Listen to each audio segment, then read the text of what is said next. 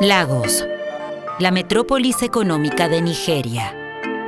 Con unos 220 millones de habitantes, el país no solo es el más poblado de África.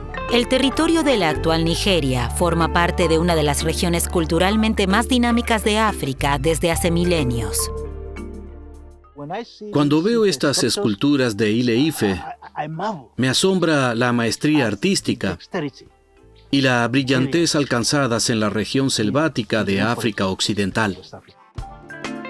Ile-Ife, la ciudad sagrada del pueblo Yoruba, tiene una importancia central para la historia y la cultura de Nigeria. De especial interés son las realistas cabezas retrato halladas en la ciudad. La mayoría fueron modeladas y cosidas en terracota. Algunas fueron fundidas en bronce mediante un complejo proceso de fundición a la cera perdida. Aún se sabe poco sobre quién y cuándo realizó estas esculturas o a quién representan. Sin embargo, en los últimos años, arqueólogos e historiadores han comenzado a investigar a fondo los orígenes de la ciudad sagrada y su singular arte en bronce.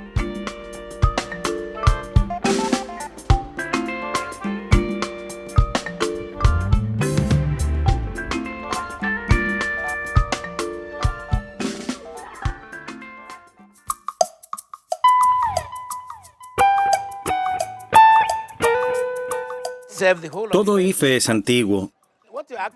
Actualmente, estamos estudiando los orígenes de la ciudad para determinar su cronología con mayor precisión. En su apogeo durante los siglos XIII y XIV después de Cristo, las calles y plazas de toda la ciudad estaban pavimentadas. En un taller situado en las afueras se producían cuentas de vidrio a gran escala, casi de manera industrial.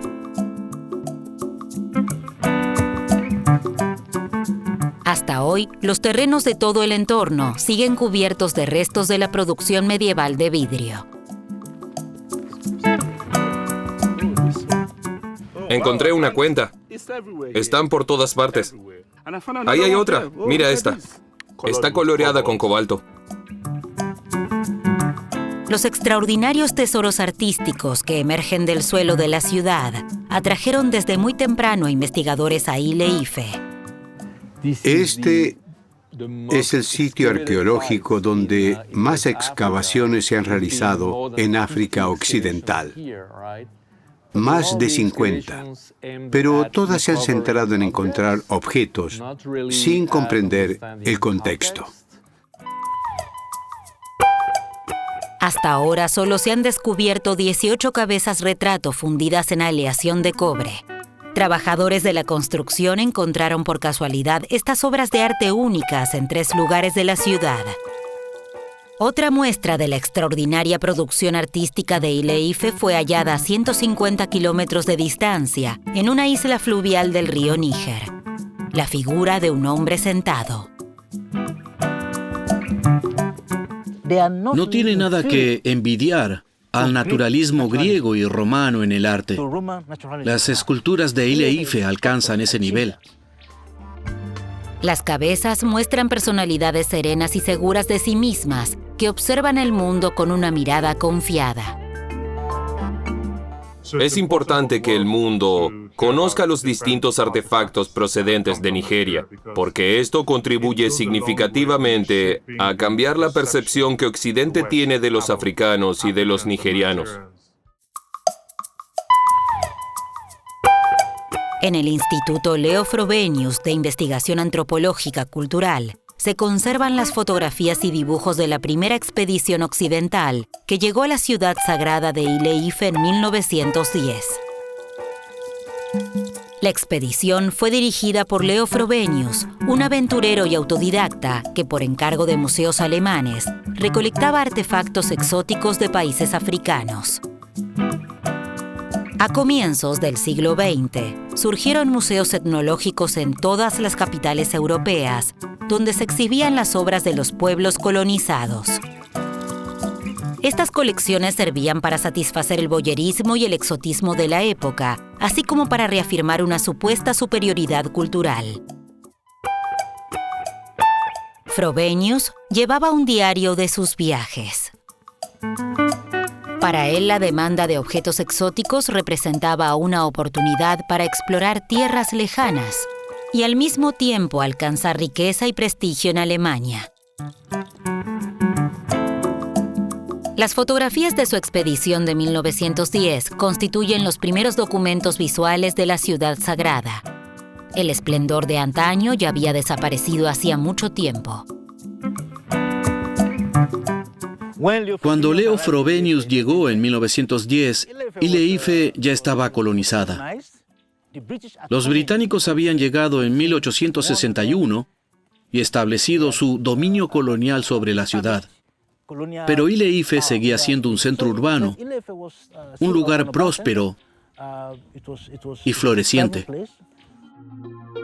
En la ciudad de Gao, situada en el curso superior del río Níger, Frobenius adquiere un crisol con restos de vidrio que, según se dice, procede de Ile-Ife. La leyenda de la ciudad sagrada lo atrae hacia el sur de la actual Nigeria. Su gran objetivo fue Ife desde el principio, es decir, el lugar de origen de una cultura muy antigua, según él creía. Y en cierto modo era también un romántico alemán. Cuanto más antiguo, más puro, mejor y más auténtico, y todo lo que venía después era de una manera u otra decadente. Con especial insistencia, ordena buscar las realistas cabezas retrato de terracota que destacan entre la gran cantidad de hallazgos. Entonces realiza un descubrimiento sensacional. Una impresionante cabeza retrato, fundida en una aleación de cobre, y tan realista que pone patas arriba todas las concepciones europeas sobre la cultura africana. El camino hacia el hallazgo le es enseñado por un sacerdote que custodia el bosque sagrado del dios Olokun. Ese sacerdote le permitió excavar allí. Cuánto hubo de consentimiento voluntario y cuánto dinero estuvo implicado sería sumamente interesante saberlo, pero en realidad no lo sabemos.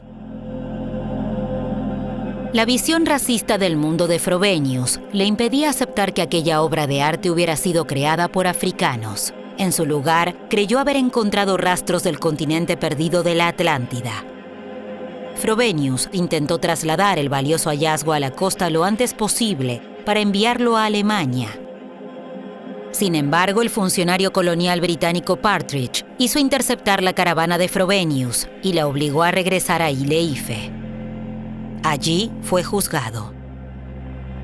Frobenius fue declarado culpable y tuvo que devolver la cabeza de Olokun. Esta pasó a manos de Loni, o soberano tradicional de Ile-Ife. Después de eso, se pierde su rastro. Es uno de los grandes misterios de la arqueología africana, o incluso de la arqueología en general, saber dónde está esa cabeza, porque más tarde aparece en el Museo del Palacio de Ife. Creo que en 1939 fue examinada allí por un arqueólogo británico, Bernard Fagg. Y Fagg dijo, esta no es la original, es una réplica. Entonces, ¿dónde está la original? De regreso a la ciudad sagrada de Ile-Ife, donde Leo Frobenius realizó su espectacular descubrimiento en 1910. En las décadas siguientes, el terreno situado en las afueras de la ciudad se convirtió en un vertedero, hasta que el arqueólogo Abidemi Babatunde Babalola logró proteger el lugar histórico donde fue hallada la cabeza de Olokun.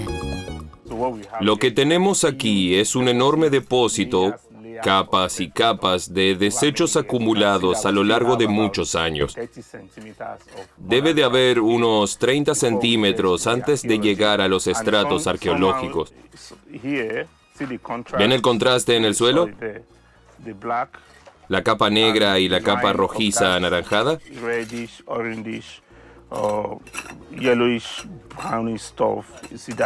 Es posible que aquí se da un cambio. Desde hace varios años, Abidemi Babatunde Babalola trata de desentrañar la función original de este lugar histórico. Porque en otro tiempo aquí se producía vidrio a gran escala.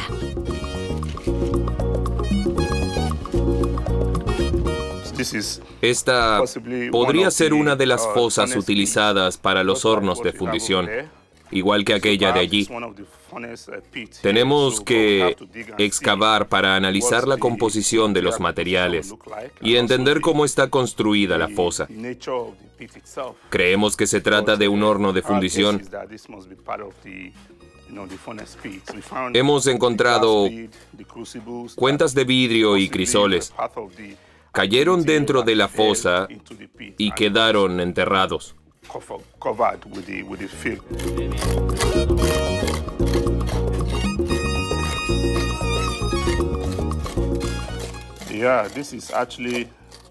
Se trata de un residuo de producción. Lo que estamos viendo es algo relacionado con el proceso de fabricación. Es un fragmento de vidrio. Vemos que brilla. Cayó al suelo durante la producción. Ahora queremos estudiar la estructura de la fosa y ver qué encontramos en su interior. Un hallazgo que aparece una y otra vez. Fragmentos de crisoles con adherencias de vidrio de vivos colores. Fueron estos restos los que atrajeron a Leo Frobenius a este lugar hace más de 100 años.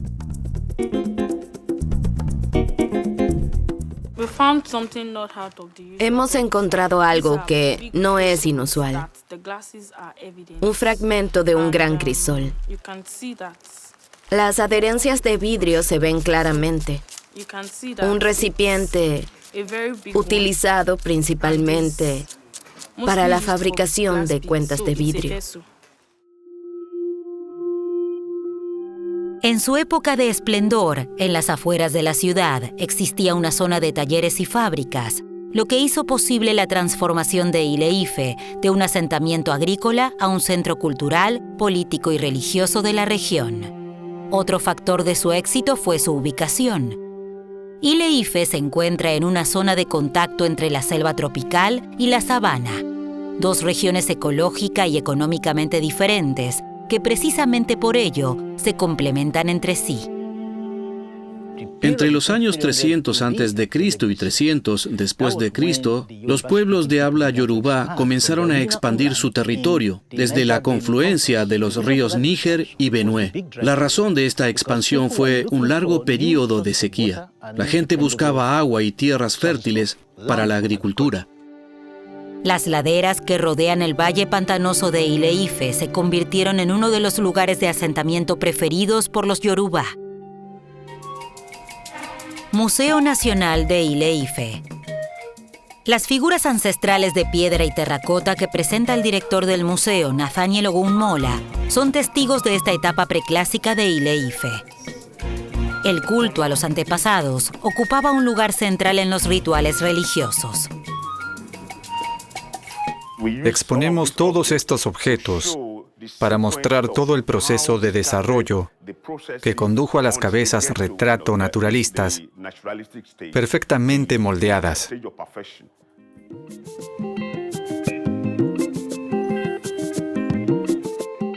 Cuando el valle pantanoso se secó y los yorubá se trasladaron a la fértil llanura, comenzó un rápido proceso de urbanización. Con él surgió también un conflicto entre el antiguo orden político de los cazadores-recolectores que habitaban la zona y los grupos yorubá recién llegados. En la mitología, este conflicto se narra como la rivalidad entre dos dioses. Al gobernante tradicional Obatala, de quien se dice que era aficionado al vino de palma, se opone el innovador y dinámico Odudua, llegado de fuera. Este se impone en el conflicto y asume el poder en Ile-Ife. Odudua y las otras figuras de la realeza tal vez sean alusiones a personajes históricos reales, pero reinterpretados como metáforas de determinados aspectos de la historia de Ife. Esta es mucho más compleja que una historia de luchas entre reyes o dinastías. A partir de un conjunto de granjas dispersas, surgió en el borde de la selva tropical nigeriana una ciudad-estado centralizada, Ile-Ife, la primera gran metrópolis del África subsahariana. En el siglo X convivían en Ile-Ife diferentes clanes familiares. Este era un patrón de asentamiento inusual para aquella época en África Occidental. Con la centralización llegó la especialización. Los grupos familiares se organizaron como gremios que prestaban servicios, tanto a la corte real como a los habitantes de la ciudad. Adisa Ogunfolakan es arqueólogo y pertenece a una de las familias más antiguas de Ile-Ife. Esta es la casa de nuestra familia. Aquí nací y crecí. Nuestra familia ha dado a Ife personas muy importantes. Mis antepasados fueron guerreros y cazaban elefantes. Durante excavaciones realizadas en el terreno de su familia, Ogunfolakan encontró pavimentos medievales de terracota que ahora investiga junto con sus estudiantes. Lo que vemos aquí son caminos pavimentados. Hay cosas que me sorprenden. Hemos encontrado 4 capas de estos caminos correspondientes a 4 períodos diferentes. Representan 4 etapas distintas de ocupación humana. En un principio, los antepasados eran el centro de la veneración religiosa de cada grupo familiar. Tras su muerte, eran honrados mediante figuras retrato colocadas en altares domésticos. Pero con la centralización política también se produjo una transformación religiosa. Los Yorubá desarrollaron el concepto de la realeza divina alrededor del año 700 después de Cristo, un rey que el día de su entronización moría simbólicamente como hombre y se convertía en un ser divino. Oduduwa pasó a formar parte de la mitología yorubá como dios creador. Como máxima autoridad religiosa y política, sustituyó a los antepasados de los distintos grupos familiares. Con su gobierno en Ile-Ife, comenzó una era de florecimiento cultural y expansión política. Ile-Ife afirmaba ser el comienzo y el final del tiempo. Se concebía a sí misma como el lugar del que habían surgido todas las civilizaciones y toda la humanidad, y que al morir todos regresarían a Ile-Ife. Solo los imperios suelen desarrollar este tipo de concepciones sofisticadas del poder y la organización. Ile-Ife se proclamó a sí misma como el centro del universo. En público, el rostro del Oni, del rey divino, permanece siempre oculto a la vista de los mortales mediante un velo de cuentas. El Oni es elegido por los representantes de los principales grupos familiares de la ciudad. Era una forma de democracia indirecta, porque si represento a mi linaje, debo consultar y deliberar con sus miembros. En ese sentido, el pueblo elige a su rey. El rey no se designa a sí mismo. Para comprender mejor el periodo de esplendor de Ile-Ife, visitamos el yacimiento de Itayemu, una de las pocas áreas no urbanizadas en las afueras de la ciudad. Entre 1957 y 1963, el arqueólogo británico Frank Willett realizó aquí excavaciones. La razón eran los suelos de mosaico y, sobre todo, un depósito que contenía extraordinarias figuras de bronce y terracota. Pero nunca se publicó una documentación completa de aquellas excavaciones. Las encontraron unos trabajadores cuando excavaban los cimientos de una construcción. Ese hallazgo fue lo que llevó a Willett a Ife. Al parecer, las piezas estaban enterradas dentro de una vasija, pero no es seguro. El problema de la arqueología de Ife es que todos los bronces fueron encontrados fuera de contextos arqueológicos. Ningún arqueólogo descubrió estas cabezas de bronce durante una excavación. En 1938, unos obreros encontraron unos 18 objetos en Ife, entre ellos numerosas cabezas de bronce, lo que supuso uno de los hallazgos más importantes de este tipo. El lugar se encuentra en el centro de la ciudad, junto al antiguo palacio.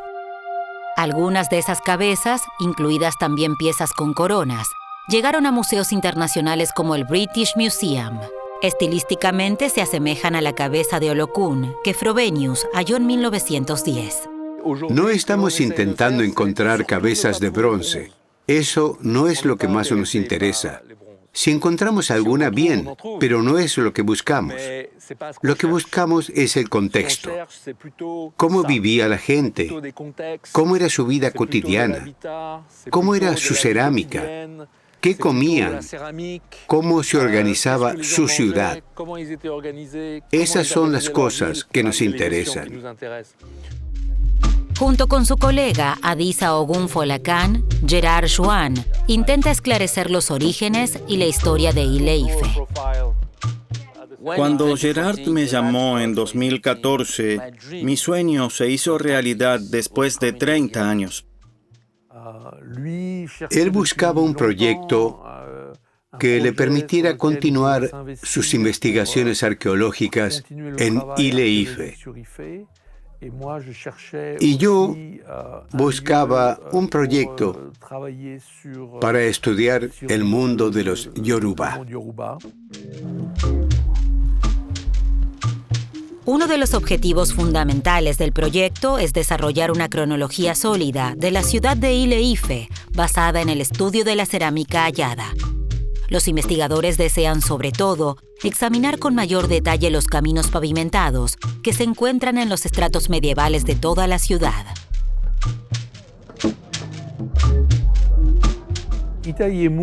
El yacimiento de Itayemú es muy interesante. Pensábamos que podríamos reconstruir la cronología del desarrollo urbano de la ciudad medieval. También forma parte del equipo multidisciplinario la especialista en pavimentos de baldosas y mosaicos, Carol Acquaviva. Junto con una colega, prepara una sección del suelo para su extracción en bloque. Los pavimentos están hechos tanto de terracota como de piedra. También existen pavimentos bicolores.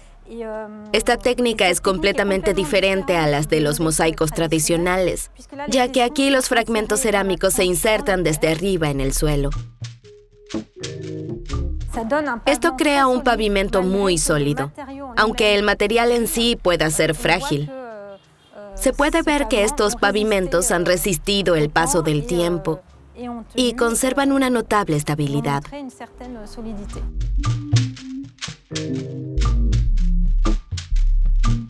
Pero, ¿de dónde procedían los innumerables fragmentos de cerámica necesarios para construir y mantener las calles? Se nos ocurrió la idea de que pudo haber productos de provincias lejanas que llegaban a la ciudad en recipientes de cerámica y que con el tiempo los fragmentos de esos recipientes fueron reciclados para la construcción de las calles. Eso sería también un indicio de la existencia del imperio de Ife. Según la tradición, una mujer habría sido la responsable de la construcción de estas calles. La leyenda cuenta que fue la reina Luo, la única gobernante femenina, quien las impulsó.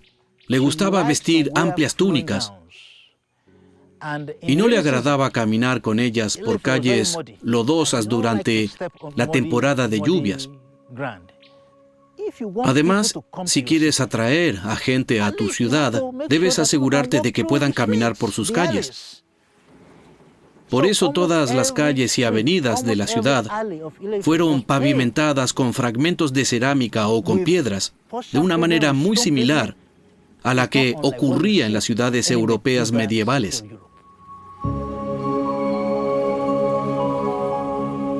En muchos lugares se encuentran capas de pavimento superpuestas que fueron construidas en diferentes épocas. Cada pequeño fragmento de carbón vegetal es crucial para datar estos estratos, ya que pueden fecharse con relativa precisión mediante el análisis de radiocarbono o carbono 14. Hemos llegado a la conclusión de que las calles pavimentadas son de una época que probablemente comenzó en la segunda mitad del siglo XII y desapareció en el siglo XIV. Por lo tanto, hablamos de aproximadamente 2 siglos basados en este sistema urbano. Quizá algo más, 2 siglos y medio aproximadamente.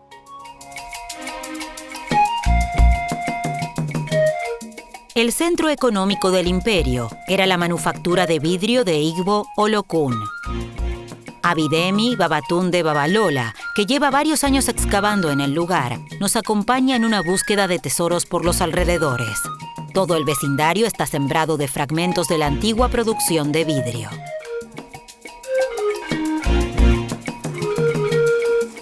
Excelente.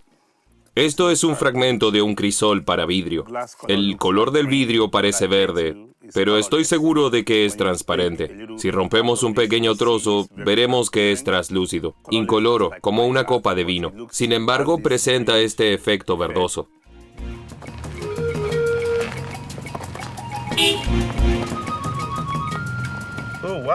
Mira lo que encontré. Una cuenta. Muy bonita. Azul cobalto. Están por todas partes. Aquí encontré otra. Aplanada y coloreada con cobalto. A cada paso puedes encontrar algo. Una fábrica de vidrio activa entre los siglos XIII y XV. Durante mucho tiempo, esta idea fue impensable para los especialistas. Hasta ahora se sostenía que en Ife se fundía vidrio importado. Esta afirmación se basa en la suposición de que no existía producción primaria de vidrio en el África subsahariana. Las cuentas de vidrio de Ife no habían sido sometidas a análisis químicos hasta hace poco, pero lo que hemos descubierto en los últimos 10 años es que la composición de estas cuentas de vidrio es completamente diferente de las de otras cuentas conocidas. Mediante análisis químicos, Babalola ha estudiado la composición única de este vidrio. Su elevado contenido de cal y aluminio constituye una huella química inconfundible que identifica el vidrio producido en Ile-Ife. Aquí hay un fragmento de crisol. Están por todas partes. Allí hay otro. Veamos qué encontramos. Oh, esto es interesante. Otra cuenta de vidrio aplanada. Muy bien. Unos metros más adelante, Babalola realiza un hallazgo poco común. Oh, qué belleza. Esta es una cuenta de un tono azul iridiscente. Se ve azul cuando refleja la luz, pero cuando la luz la atraviesa, adquiere un tono entre amarillo y marrón claro. Es muy hermosa. Es una de las cuentas características por las que Ile-Ife fue famosa entre los siglos XI y XV. El conocimiento sobre la fabricación de las cuentas de colores brillantes probablemente estuvo restringido a un pequeño círculo de expertos iniciados. Ile-Ife tenía el monopolio de la producción y el comercio de estos codiciados objetos. No constatamos una fase de experimentación. Solo vemos vidrio muy bien hecho de gran calidad. No sabemos si existió una etapa previa de pruebas. El antiguo parque industrial de Igbo Olokun, donde se producía el vidrio, no estaba situado en la periferia de la ciudad por casualidad. Hemos hecho análisis de las capas del suelo de la Edad Media y comprobamos que el aire estaba fuertemente contaminado. De hecho, se puede ver que la ciudad estaba afectada por productos químicos procedentes de la industria del vidrio y la del cobre. El nombre Olokun hoy se asocia principalmente con las fábricas descubiertas por los arqueólogos. En la mitología yorubá, en cambio, Olokun es la esposa del primer rey divino, Oduduwa. Con ella habría comenzado el progreso tecnológico. Probablemente fue una mujer quien inició este proceso. ¿Por qué? Porque las mujeres eran alfareras, tenían experiencia trabajando la arcilla y también con el fuego. Por lo tanto, fueron probablemente las personas que inventaron el vidrio.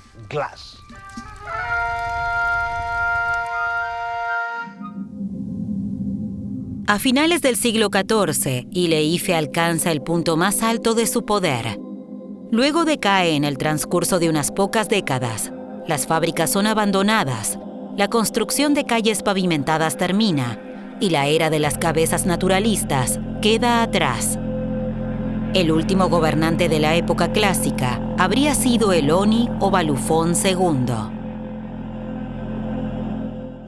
Obalufón II llega al poder en un momento de grandes cambios políticos. Su autoridad fue desafiada, por ejemplo, por el reino de Owo, que poseía el primer ejército de caballería. Esto representaba una seria amenaza para las rutas comerciales que conectaban Ife con el norte hacia el Níger. Un punto comercial clave para Ile-Ife y sus estados vecinos era la isla fluvial de Tada. Allí se descubrió, junto con otros artefactos, una figura de aleación de cobre en estilo clásico de Ife, considerada una de las obras más destacadas del arte africano entre los siglos XIII y XV. La figura de Tada tenía una clara función, la de proteger los intereses económicos, espirituales y políticos de Ile-Ife en una región situada a casi 150 kilómetros de la capital. La máscara de Oni Obalufón II, una de las pocas cabezas retrato que puede atribuirse a un gobernante, corresponde a este periodo. Bajo su mandato, Ile-Ife pierde el control de las rutas comerciales tras años de conflicto. La ciudad es derrotada por los ejércitos de caballería de los estados emergentes de los Nupe en el norte y Owo en el este. Es posible que la sobreproducción de cuentas de vidrio haya contribuido al declive económico de Ife. El declive debió de ser rápido, porque de otro modo los responsables de la producción de vidrio no habrían abandonado simplemente sus valiosos crisoles y las cuentas. El siglo XIV no fue solo una época de desintegración política, también fue una crisis del conocimiento, una pérdida, sobre todo, del saber científico. Bastaba con que un eslabón de la cadena faltara. Por ejemplo, que los portadores del conocimiento murieran sin transmitirlo antes. Gran parte de la población abandona la ciudad y emigra hacia antiguos estados satélite, donde a menudo asumen el poder. Llevan consigo la gloriosa historia de Ile-Ife, envuelta en mitos, y la integran en la cosmogonía Yoruba. De allí surgió el reconocimiento de Ile-Ife como ciudad sagrada.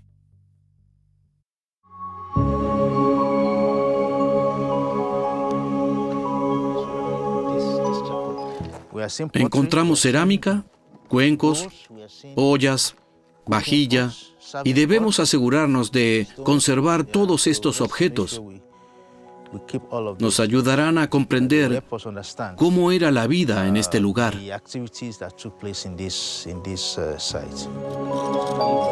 Aki Nogundiran, de la Universidad del Noroeste en Estados Unidos, lleva años investigando la historia de los Yoruba.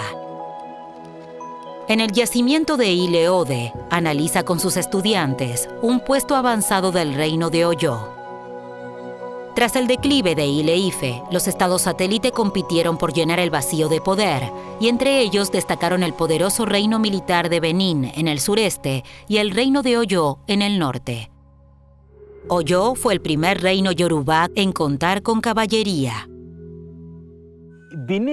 Benín era un estado vasallo de Ife. Oyo era un estado vasallo de Ife. Pero cuando el padre envejece, los hijos se sienten con derecho a actuar por su cuenta.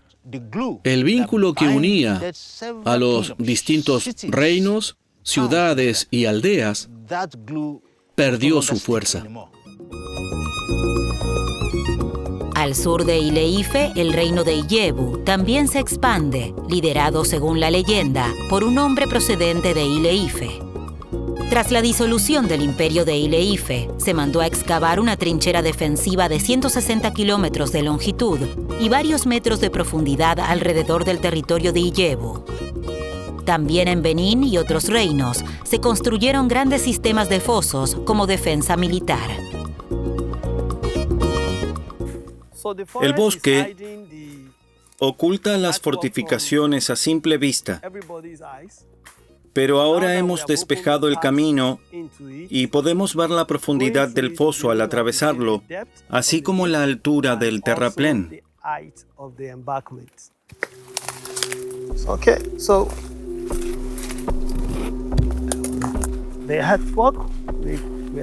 Ya estamos dentro. Aquí comienza el tramo antiguo.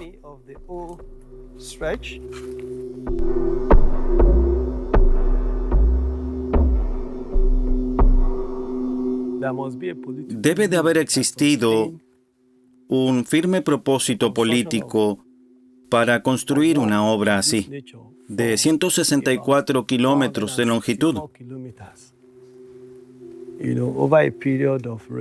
No se construyó en un solo día. Las personas que vivían junto a un determinado tramo del foso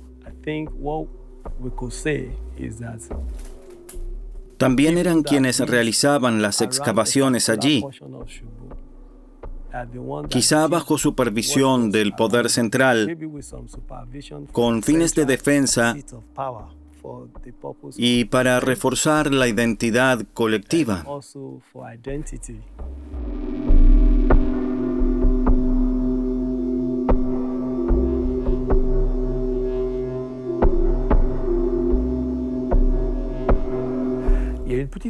En el ámbito de la guerra, hubo entonces una pequeña revolución, la introducción del caballo. La fortificación de Illebu tiene entre 7 y 10 metros de ancho en promedio. Es muy profunda y tiene paredes sumamente inclinadas. Es imposible de atravesar con caballos. Tras el declive de Ile-Ife, los antiguos estados satélite también luchan por el control de las rutas comerciales. El río Níger sigue siendo hasta hoy una ruta y una fuente de vida y de actividad económica en África Occidental, conectando entre sí las diferentes regiones.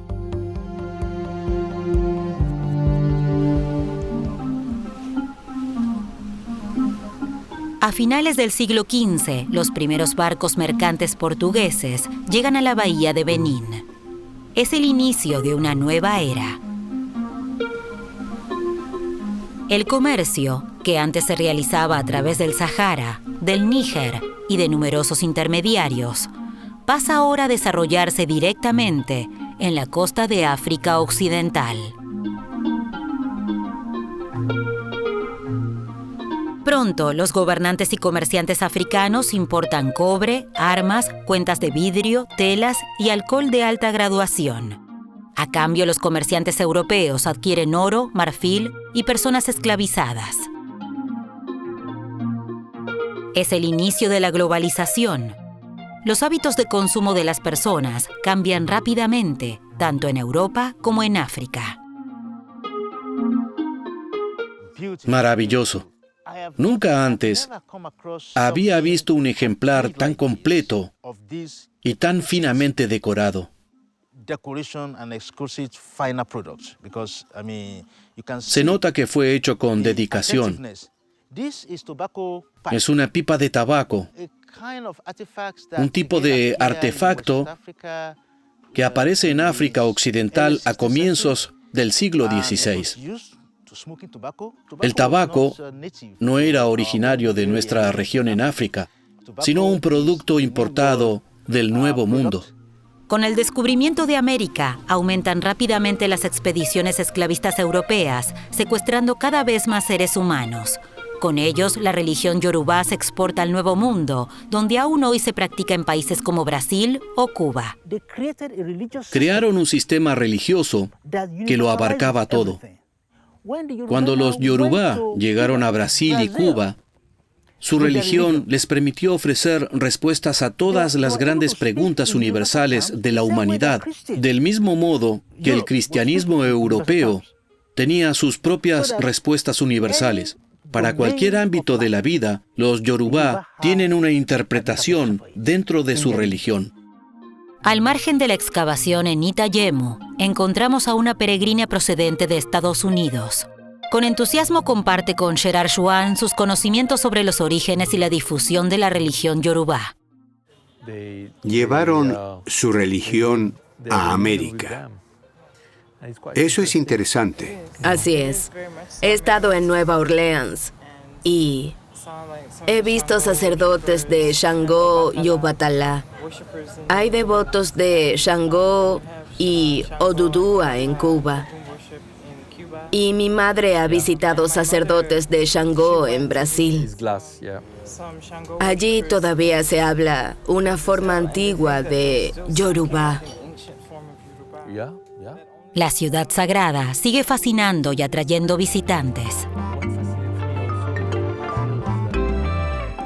Por ello, para el Estado nigeriano, es cada vez más importante la devolución de las obras de arte únicas de Ile-Ife.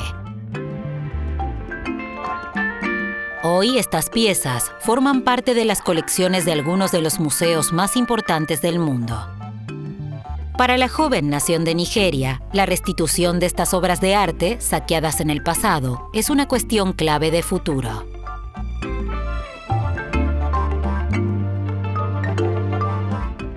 Son piezas muy populares en las exposiciones de Londres. Creo que muchos de estos artefactos deberían ser devueltos. Desde la Comisión Nacional de Museos y Monumentos hemos iniciado numerosas conversaciones sobre su restitución. Pero no es un camino fácil. Requiere mucha capacidad de negociación y diplomacia. La gran pregunta sigue siendo: ¿dónde está la cabeza de Olokun, que marca el inicio de la historia de la investigación en la ciudad sagrada? Esta cuestión es objeto de debate en el mundo académico. Mientras la mayoría de los investigadores considera que el original está perdido, en el Museo Nacional de Lagos se afirma con certeza que la cabeza nunca desapareció.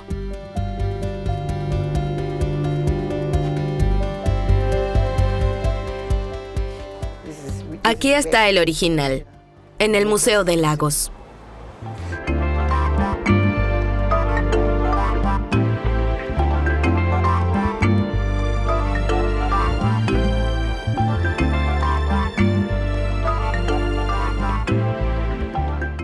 No sabemos con certeza si se trata de una falsificación o del original.